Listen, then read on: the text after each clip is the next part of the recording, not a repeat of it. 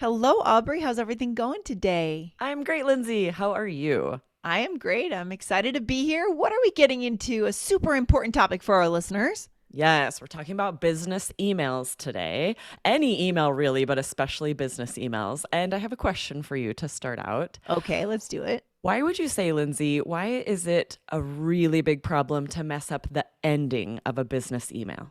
Oh my gosh. Well, last impressions matter. I mean, if you look at the Yes. research out there in the world of psychology, it's the last thing we hear from someone is what we remember, guys. It's not the first thing, it's not the middle thing, it's the last thing. So, this is going to Yes, be great for our listeners today.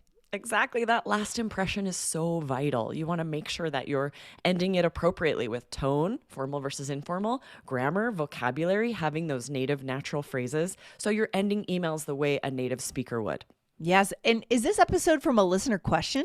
Yes, we had a listener question. One of our TikTok followers sent in the question, is it okay to end an email with, may you please respond?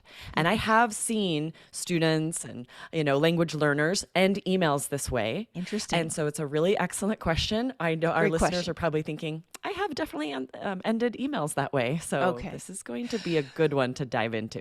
Oh, well, let's just start by answering, not leaving them in suspense. Is it okay to end an email that way? What do you think? No, it Yeah. is not. And this is tricky. We're going to dive into the grammar of why we don't say may you. And then we're going to give you several options for better ways that mean the same thing, but have the correct grammar. We'll make sure that you're aware of the tone so that you know what to say for whom. Right. And what's the exact problem with saying, may I, first of all? Yeah, so may I is asking permission. And we can't ask permission from someone for their own action, right?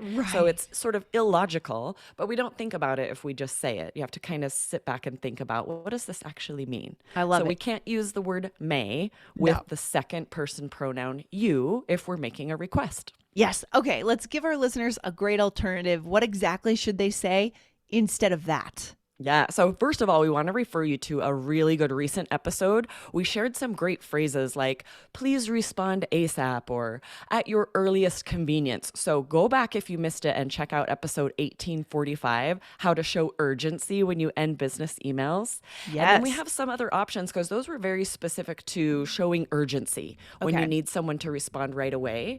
We want to give you some other options when maybe an email isn't so urgent, but you also need to know what to say.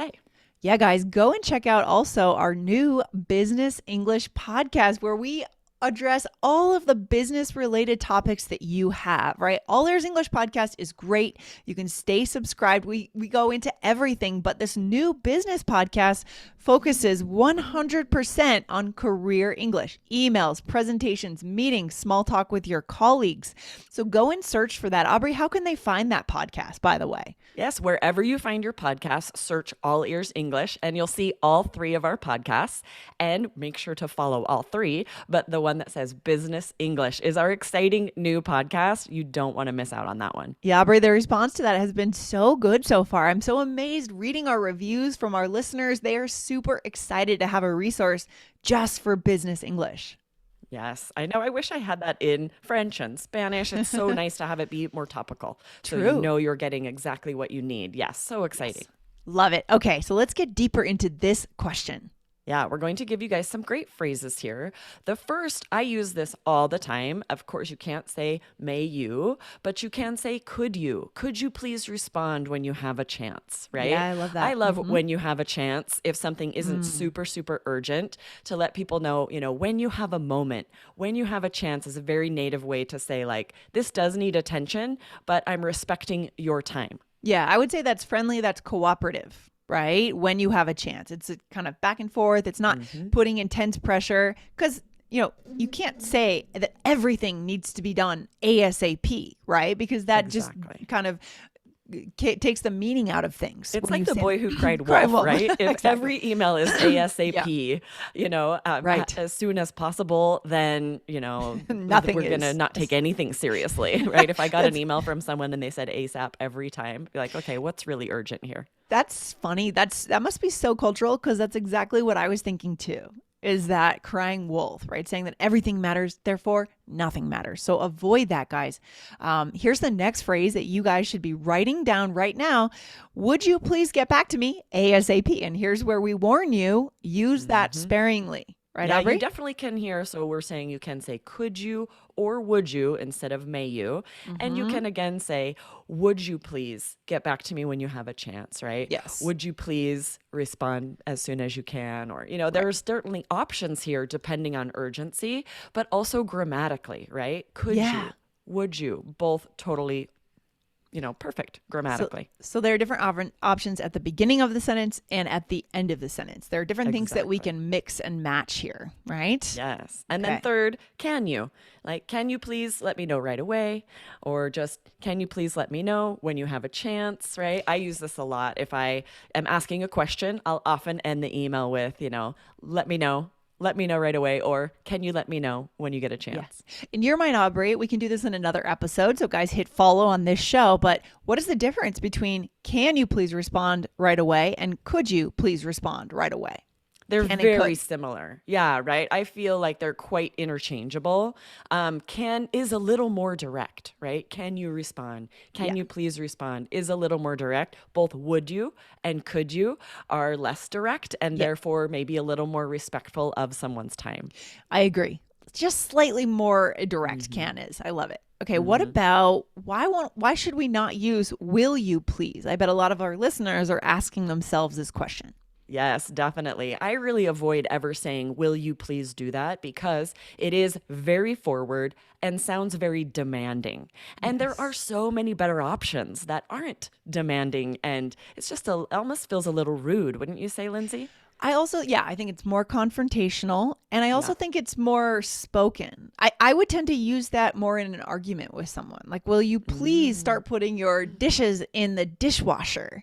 I wouldn't tend to say that in a business email in writing. No, and even in daily life, right? If I'm asking my daughter to put dishes in the dishwasher, I for sure would say, would you put those in the dishwasher? If I say, will you put those in the dishwasher? I'm probably mad that they haven't done it, right? It's so direct, so forward that I reserve it for if I've asked 3 times and it's not happening, will you please do what I asked? Right. It's more emphatic. It's just not something that it's just not an option as much, guys, when it comes to making these requests in business emails. Definitely. Okay? So avoid will you or even will you please, and instead go for these other options. Could you, would you, can you? I love it. Okay, Aubrey, what's next here? What else do we need to know? So everything we've shared are all quite formal. They are perfect for new clients, maybe your boss, your supervisor, right? It's quite a formal email, but you do need less formal options. These are used way more often. The average email that I send to a coworker or someone I know, I'm going to use a much less formal option. Yes. For sure. And I think we're pretty informal here on the All Ears English team. So something that you could say is just let me know. Right? Exactly. It's easy. It's simple. Honestly, we don't have a lot of time to say, could you do this? Would you do this? Let me know. Or and please let me know. To think about how much less formal that is just to say, would you please let me know? Or could you please let me know? And just shorten it and say, let me know, Aubrey. Yeah. So informal. Exactly. So that one could be used, equally with your friends in a text message or with your colleagues if you feel comfortable, if you know that your work environment is pretty informal. Right? Yes, for sure. And this next one I pulled straight out of an email you sent me, Lindsay. So this is fun. There's the most recent email you sent me ended with, let me know if any questions at all. Thanks. Yes. And I think it's so smart to point out that this grammar, we're dropping words, right? Ooh. We wouldn't say, let me know if you have any questions at all. No need. We don't need the subject or the verb. We just say, let me know if any questions. It is informal, but it saves time, like you said. It shows like we have this, this relationship where I can drop a couple of words. Yes, I love this. I love that you're going right to an email between us or between our team members, pulling it out. We could do more of this over on our Business English podcast. So 2 points here, right? As you mentioned, Aubrey, pulling out if you have any, right? And I just said if any, if you have, we're taking out the you have, as you said. I love that. And I also love adding at all. How does that change the feeling of how you felt as my colleague when you received that email? Really good point. It's so much more friendly and supportive instead of saying, let me know if you have any questions. I almost feel like maybe you don't really mean it, right? Like, okay. But if you say, let me know Interesting. if any questions at all, it really feels friendly. Like, I really do want to support you. Any question, no matter the question, let me know. Oh, I love that. That could be a whole other episode in itself, adding at all or other similar little phrases at the Mhm. end that automatically make it more friendly, more open, more like supportive. It Yes, I changes the think about environment anytime at the end, right? Call me anytime, anytime. at any time. At Right. any time. Mm-hmm. Yes, that same thing. So much more friendly, supportive, where you really feel that, like, oh, they really do mean this. I love that. Let's do some episodes on that in the future. Guys, hit follow. And I think that this is so key because again, it's the last thing you say in this email. And so this is what is the impression you want them to have of you as a professional and of the environment, the relationship, the rapport you're building between you and them, right? Exactly. That really is the takeaway here, that it is vital, that last impression you leave, especially on business emails. You want this client, you want the Yeah. business relationship. You need the vocabulary and the grammar to make that good last impression.